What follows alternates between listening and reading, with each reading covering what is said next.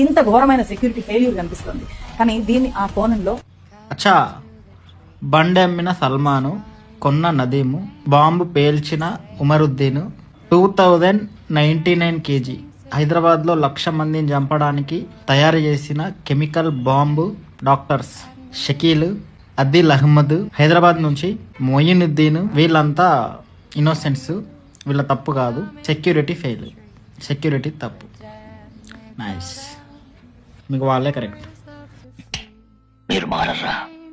అస్సలు క్వశ్చన్ చేసే ధైర్యం కూడా ఎవరికి లేదు ఇక్కడ. ముస్లిం జాతి పుట్టినప్పటి నుంచి ఇప్పటి వరకు నువ్వు పాకిస్తాన్ వాళ్ళకి ఇచ్చిన, బంగ్లాదేశ్ వాళ్ళకి ఇచ్చిన, ఇప్పుడు కాశ్మీర్ని చీల్చి ఇచ్చిన, భారతదేశాన్ని సగం చీల్చి వాళ్ళకి ఇచ్చిన బాంబులు వెళ్తానే ఉంటాయి. వాళ్ళు బతుకున్న వంత వరకు వెళ్తానే ఉంటాయి. దానికి కారణం ముస్లిమ్సే. ఉగ్రవాదులందరూ ముస్లింలే అని చెప్పే ధైర్యం కూడా ఎవరికి లేదు. పో.